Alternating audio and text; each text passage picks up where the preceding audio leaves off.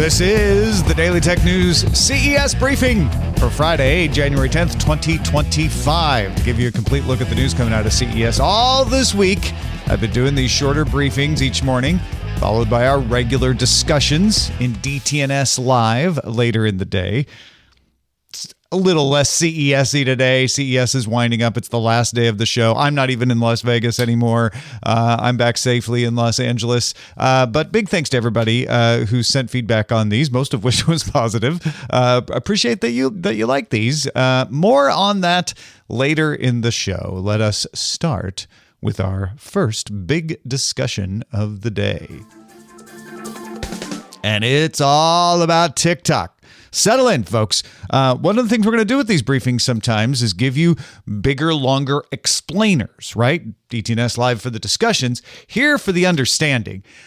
So TikTok began its arguments in front of the U.S. Supreme Court on Friday. So I'm going to give you a review of what this law actually is and what it is not, what TikTok's legal possibilities are, and a little bit about what happened during the oral arguments and what we can expect to happen next. To recall, nobody mentions this very often, but the law is called the Protecting Americans from Foreign Adversary Controlled Applications Act, or PFACA. It's not a very good acronym. I'm going to say the U.S. Congress, usually better at the clever acronyms, didn't even bother with this one.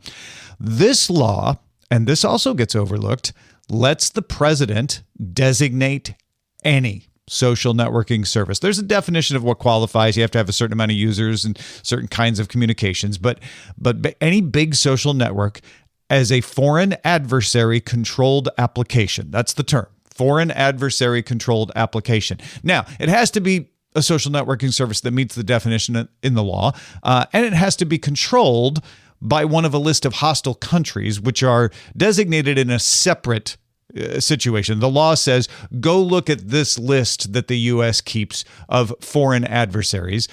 It includes China, Iran, North Korea, and Russia. Once designated, the company that owns the app that has been designated will have 270 to 360 days to divest itself of the app or face a block on its distribution in the United States. This is another thing that gets glossed over a lot. Everybody calls it a ban. It's not. It is a block. It does not block the service from working. On January 19th, if this block were to go into place on TikTok, TikTok could continue to work. It is not stopped from continuing to work. It's just that app stores can't host the app. They can't push out updates of the app. US web hosts would not be able to host web versions of the app, but of course you can host those overseas, so you can get around that. But if you had the app and TikTok doesn't shut it down itself, it would continue to work. The law also specifically named TikTok as the first to be designated. So the law passed and it started the clock on TikTok. It said the president doesn't have to designate TikTok. We're going to put that in the law. But it gives the president the power to name any app that is part of a country like China, North Korea, Russia, Iran, that meets the qualifications with a simple 30-day notice to Congress. Now, there have been a lot of people who've said, well, they could also, stretch that definition because the president doesn't have to get approval, just has to give notice. Certainly, a lot of reasons could be called national security reasons, and they would fight them out in court, as TikTok is doing. It would have to be from a foreign adversary-controlled country to meet this, or I think it would get thrown out of court pretty quick. To sum up, though, it's a law targeted at TikTok specifically. Nobody has talked about it being used for anybody else. I mean, after this all blows over, we'll see, because the law will be on the books, but for now, no. TikTok's 270-day period is not going to be extended to 360, and despite offers, ByteDance shows no indication of selling. Frank McCourt, who owns all the parking lots at Dodger Stadium and a bunch of parking lots elsewhere, and he's a billionaire. He made a qualified offer. Like, we've got the funding, we'll buy it. ByteDance was like, no. And in fact, CBS News reports and some of the comments made by TikTok's lawyers in the arguments indicate that ByteDance is planning to just shut down the service in the U.S. on January 19th if it exhausts all its legal avenues. More on that in a minute. Its last legal avenue is the U.S. Supreme Court. Friday, it made the arguments that the law abridges it and its users' freedom of speech under the First Amendment to the U.S. Constitution. No, foreign companies don't get First Amendment protection by default, but there is precedent that foreign companies are protected under First Amendment rights to some extent. Particularly, and this came up in the oral arguments, Lamont versus Postmaster General is the name of a 1980s era decision where the court invalidated a federal law, or maybe it was 70s actually, that barred Americans from receiving communist political propaganda from foreign countries unless they specifically asked the Postal Service to deliver it. The law was going to say, we can ban this from being mailed to people unless the people have subscribed. You can't just send it to them. However, that got thrown out of court.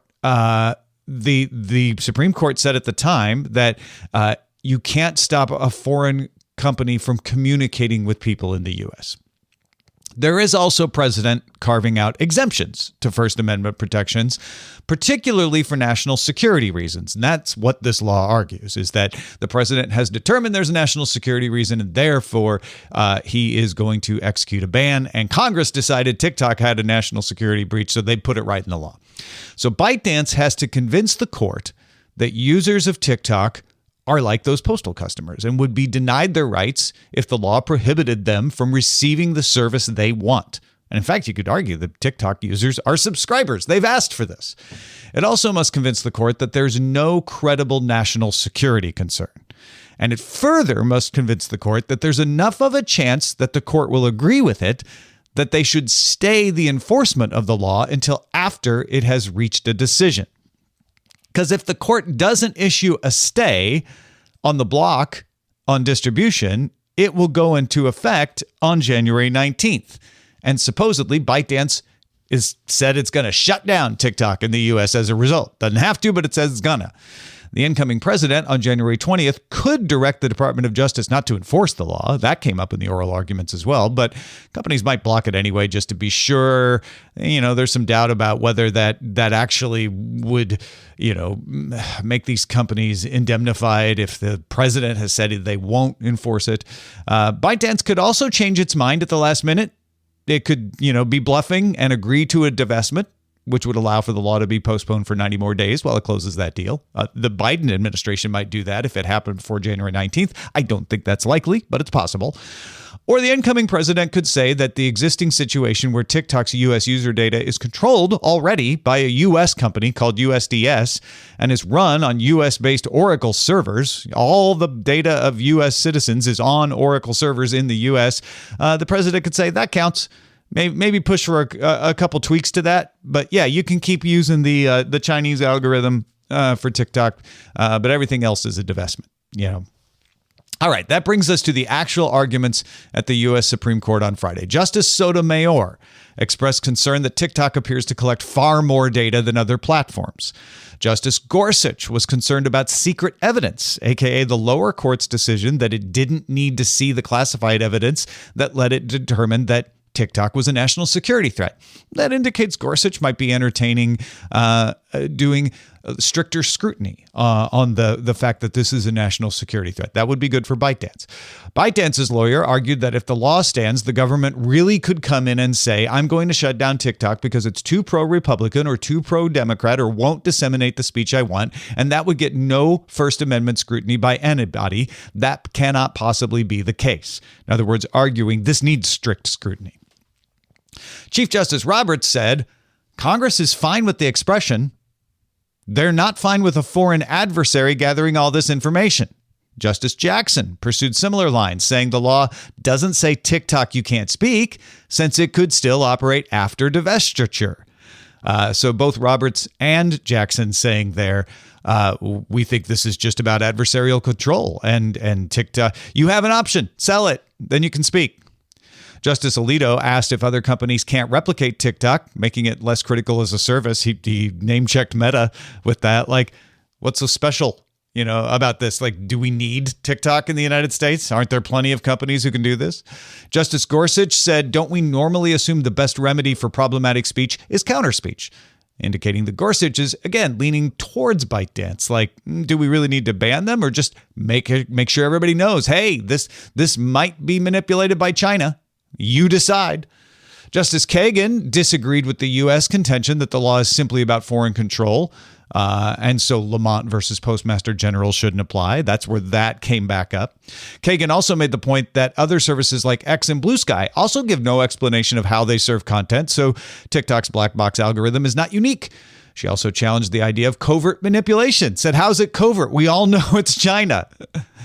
TikTok's lawyers also argued that if Congress is so concerned, it should also be after Shein and Temu, and then asked for the administrative stay on the order to give the court time to consider and for the incoming administration to weigh in.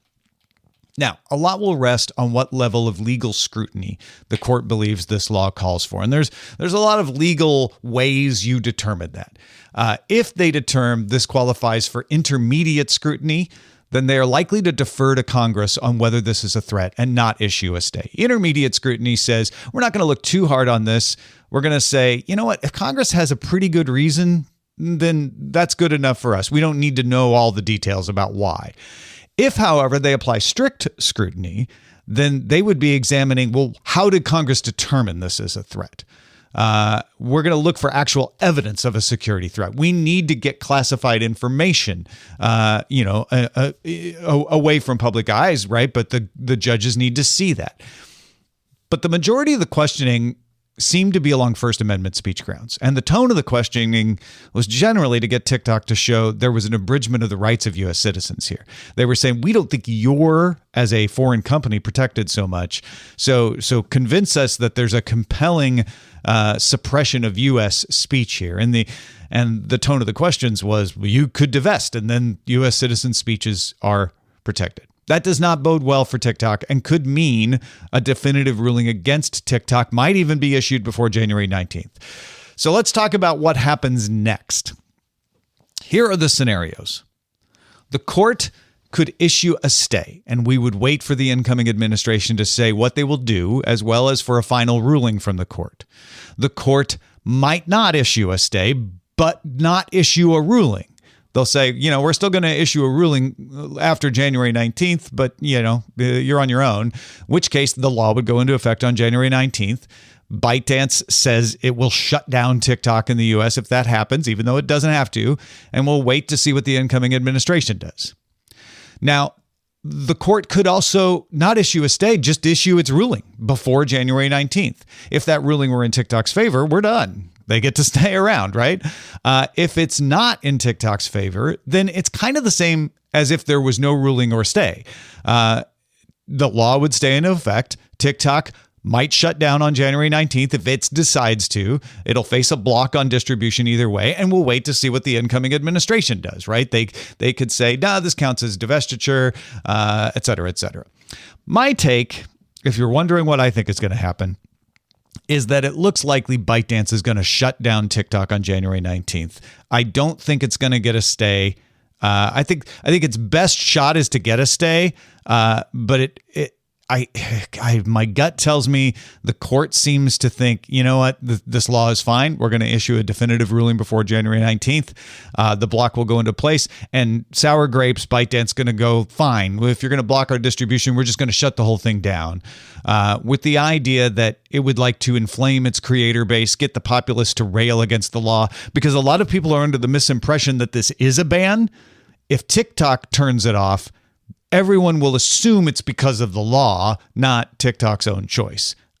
I'm skeptical whether that's really going to work in TikTok's favor.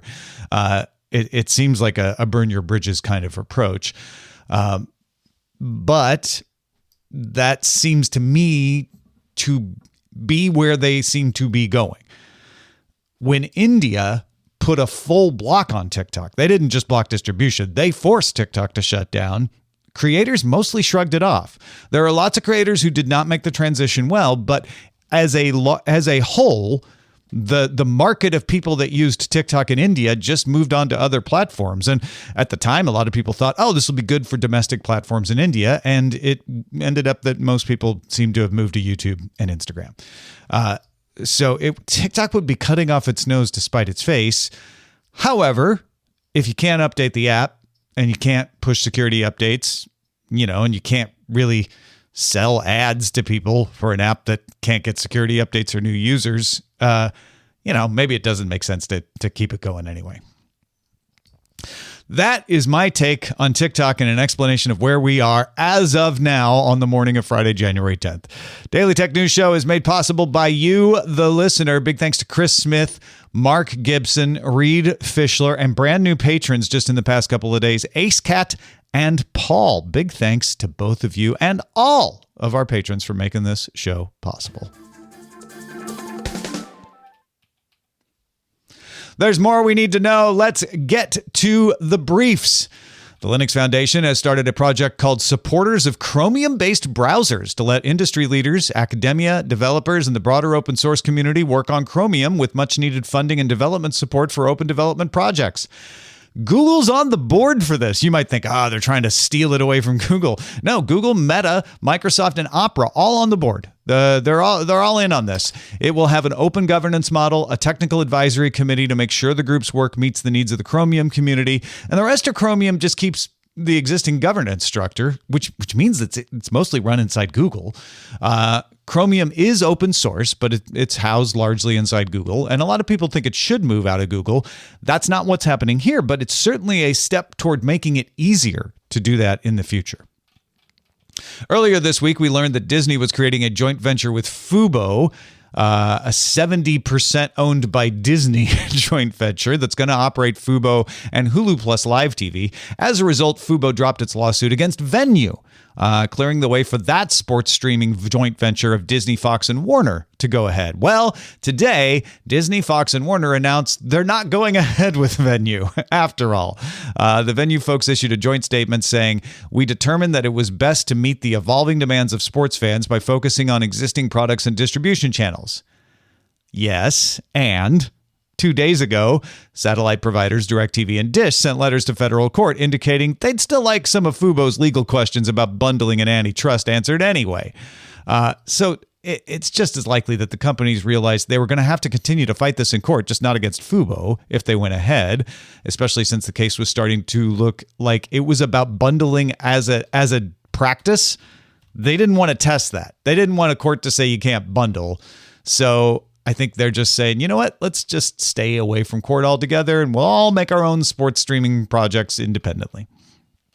404 Media has a report that seems to indicate apps have found a way around Apple's app tracking transparency rules that require apps to be clear about tracking and get consent.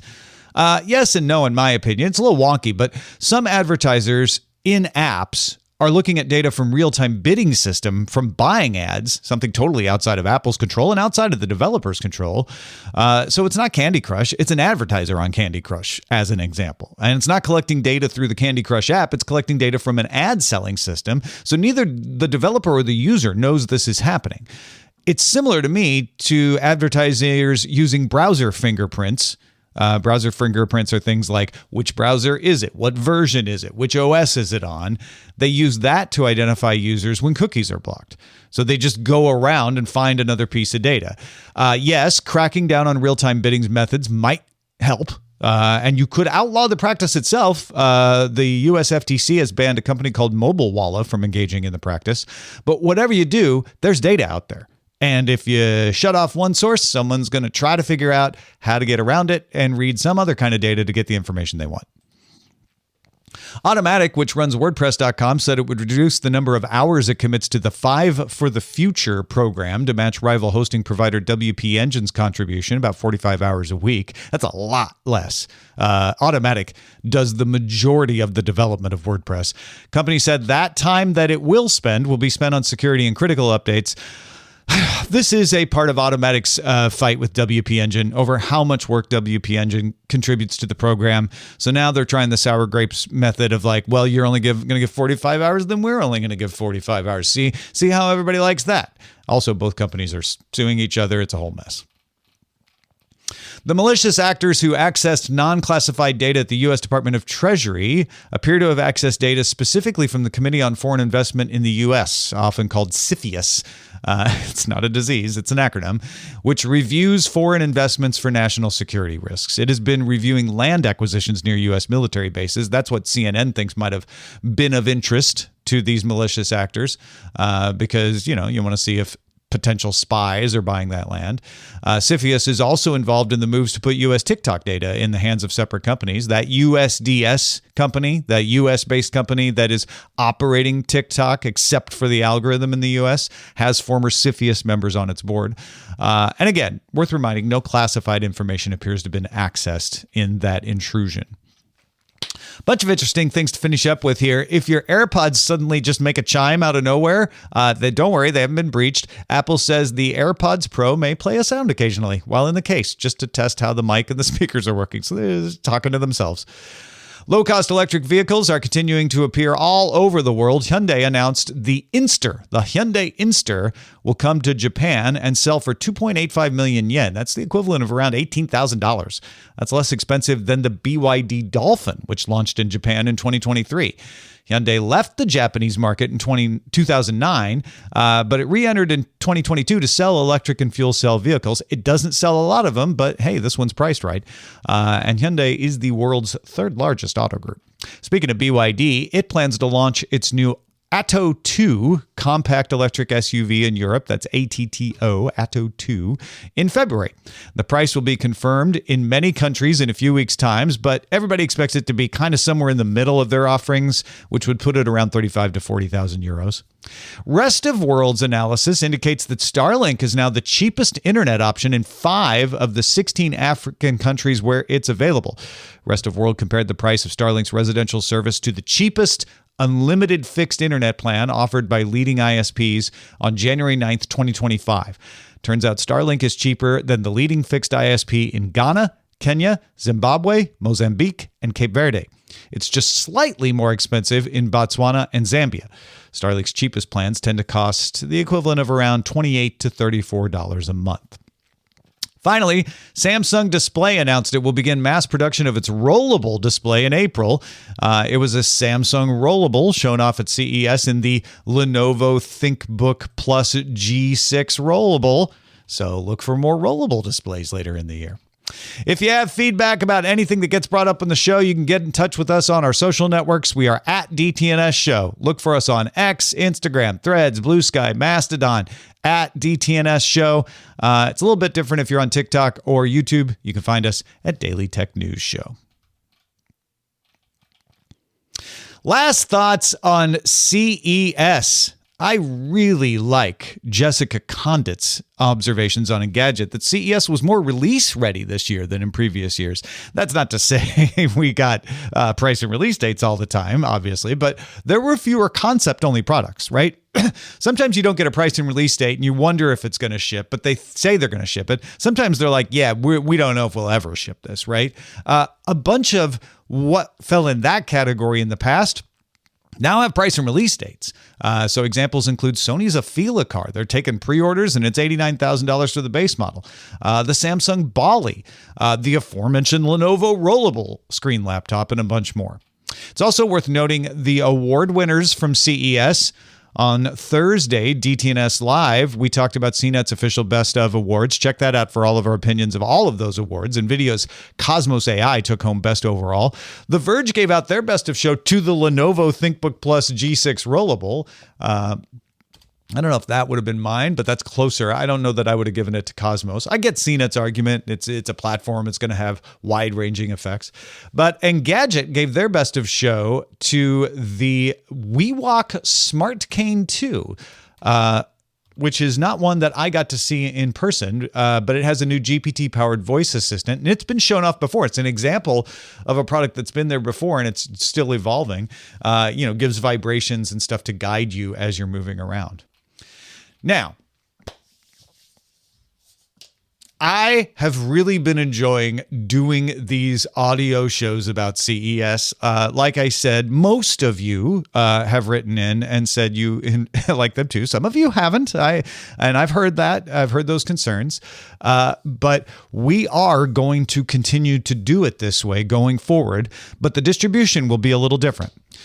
So if you are not a patron, if you get ads in your DTNS, you will get this version of the show, but there will be more than just me in the future. So again, if you get ads in your DTNS, you're going to get this version of the show. It's going to be a half hour. It's going to be focused, but there's going to be multiple hosts on that. If you're if you're a patron, you get everything. If you're subscribing to this show directly, you'll keep getting it. But if you are someone who gets ads in your feed and you want DTNS Live, you want to keep getting those discussions like we've been doing during CES, you should go subscribe to DTNS Live. It is available in all the podcast places. So just look for DTNS Live. That's how we named it. This is Daily Tech News Show. Parentheses briefing, DTNS Live has the discussion. So if you're like, no, I kind of like it the way it's been, that is the way it's been with a few tweaks. We would have made those tweaks anyway. Go subscribe. I can't repeat that enough. Go subscribe to DTNS Live if you want that. If you like this more focused version, but you're like, man, I don't know if I just want Tom all the time. I want a little bit of discussion. We're going to start doing that on Monday. Jason Howell will be joining me on Monday to kick it off. But after that, the schedule will be me and Rob Dunwood on Mondays, me and Jason on Tuesdays, me and Jen Cutter on Wednesday, Jason Howell and Wen Tui Dao on Thursdays, and then me and Wen on Fridays. Now, that schedule obviously will change as people have things come up and all of that, but that will be what is on this show starting on Monday. This was a long process. Some of you have been involved in feedback about it before. Listen to our experimental shows at last year. So we're very much looking forward to providing you a version of the show for the people who are like, sometimes the discussions go on too long. I really like the explainers, like I did with TikTok today. I really just want to get, more than daily tech headlines, more than 5 minutes, but something that's constrained to 30 minutes and tight and gives me the punch that I want. Other people are like, I want the discussions to be longer. I want you to have more time. I want you to take more thoughts and more considerations. And that's what we're doing in DTNS Live, which will still be me, Sarah Lane, Rob Dunwood, Justin Robert Young, Scott Johnson, all the rest. So go get that at DTNS Live. Big thanks to everyone who made our CES coverage possible. The folks at the CTA, Pam and Robbie and Allison, who showed up for the interview, and everybody. Huge thanks for all the support they give us there. Big thanks to Rob Dunwood and Anthony Lemos, a.k.a. Amos, for coming out to Las Vegas and walking around on your bad knees all over the place. Big thanks to Joe, Roger, and Sarah for holding down the fort at home, especially with the conditions in Los Angeles this past week. I know this was nerve-wracking for all of us. And thank you for being along for Daily Tech News Show. This show is only made possible by our patrons at patreon.com/DTNS. Don't forget, DTNS Live. You can subscribe to it in your podcast. You can also get video of it on YouTube and Twitch and even watch live. Find out details about that at dailytechnewsshow.com. Talk to you on Monday.